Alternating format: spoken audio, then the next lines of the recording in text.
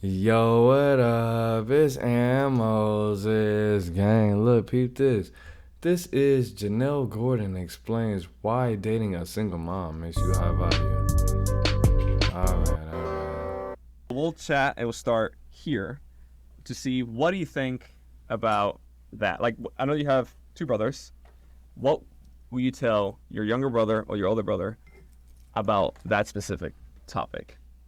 Well, I think it's hard because you're saying like my little brother is 13 and my other brother he's 30. Yeah. I don't think they should pick on a single mom. I feel that they still have the chance to conquer a woman and create a family with them. Now, there is market for everything.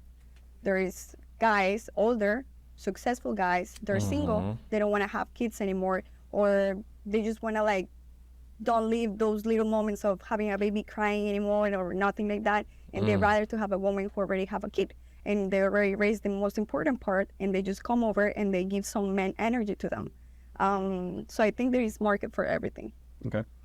Find it fascinating that people got so triggered by this. So what people aren't triggered by, or what they are triggered by, is obviously a reflection of what needs to change. It's so triggering is just something that means that there's like growth there to be had. I love what you said about there being a market for everything. I think the problem with like the fresh and fit dogma of like go for these young virgins or whatever, it's just, first of all, we just debunked that method last night on the show because we talked about that. I actually looked up the stats. The average woman has had 19.6 partners, right? Now, we didn't divulge the specific age group like he was narrowing it down. So we know that women have had sexual partners, period.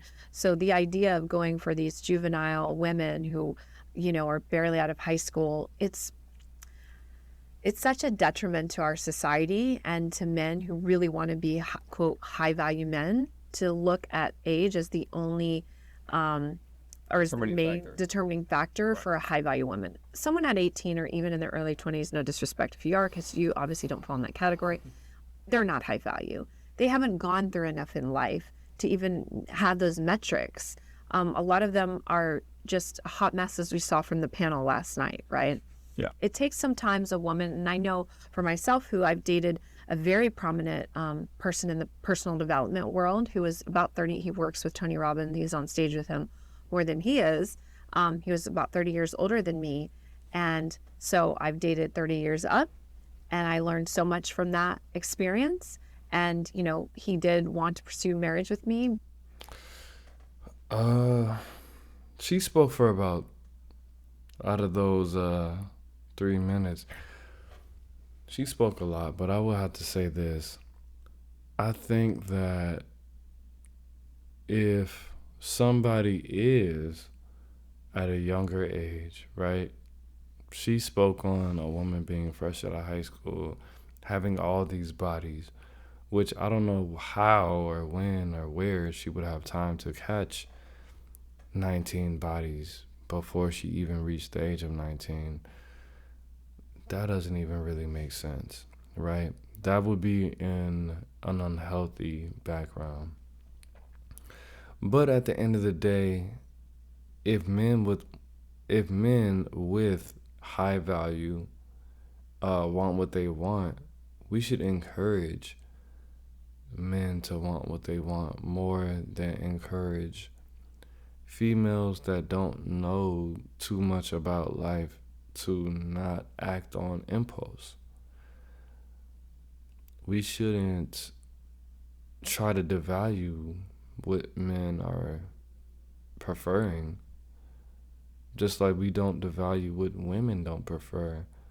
We shouldn't devalue what men prefer. So if men want somebody that is not in the street, somebody that doesn't have all this experience, because the more you encourage women to have experience, the less value, they're going to have.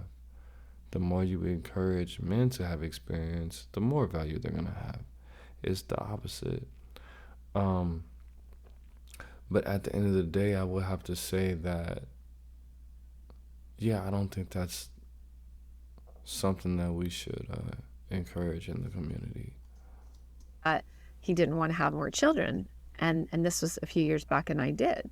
So obviously, there are men, like you said, out there that do want to date a single woman. And that man is extremely high value. Like, he makes a lot of money. He's very well respected by some of the top leaders, celebrities, people on the planet for his skill set. So to say that single moms have no like merit and can't get a high value woman, it's asinine. And the fact that you said there's a market for it, correct?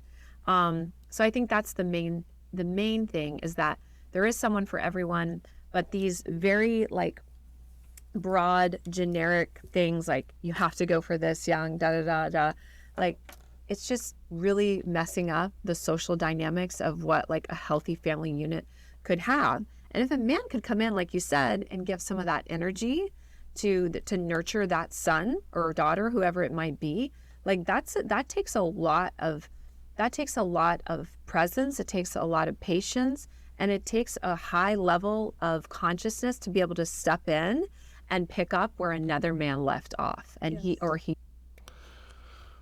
Well,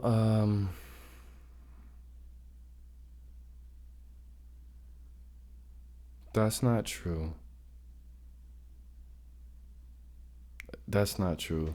The thing about that is if somebody took the time to go to Harvard or to go to Yale or to go to UCLA or USC to put themselves through a situation that is challenging, to end up doing something that is undesirable, doesn't make sense. It doesn't make sense for somebody to be competitive only to be in a position to, which is one of my favorite analogies for, a single mom being with a man that has children or doesn't have children, when they're a high value man. High value man meaning that they make a lot of money, that they have high value friends, that they have a lot of character, that they're resilient, that they're strong mentally, physically, emotionally, spiritually, which is high value to me. For somebody to come into a situation where they're taking somebody else's boxer briefs and they're putting on their boxer briefs, and using their toothbrush, just an analogy, just the same metaphor. Yes, a high value man or any man going into a situation where they're raising another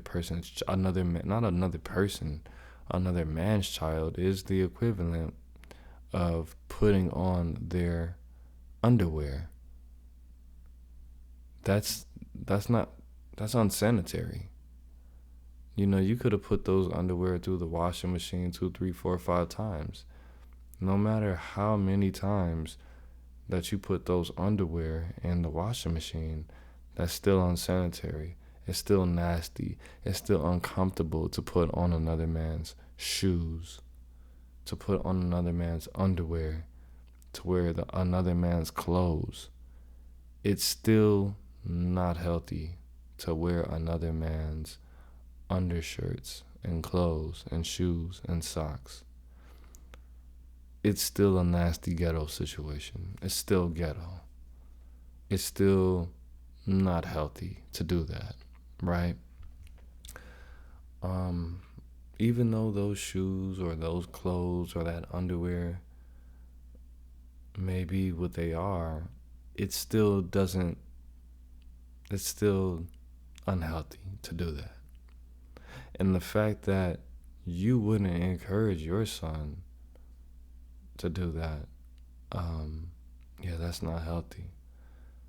It doesn't make you more of a man to raise somebody else's children, because it just doesn't. It doesn't make you less of a man because it just doesn't. That's a poly relationship. When you raise another man's child, That's a poly relationship. Just like I tell my people, you shouldn't be with a woman that has a child if her baby daddy's still alive and if she has custody of the child. And in either situation, that's a red flag. So whatever the case may be, I don't agree with that. It doesn't make you more of a man to put on another man's underwear. That's nasty, however way you paint it.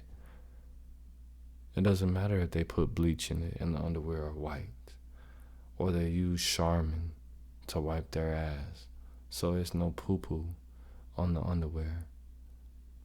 It's just not healthy.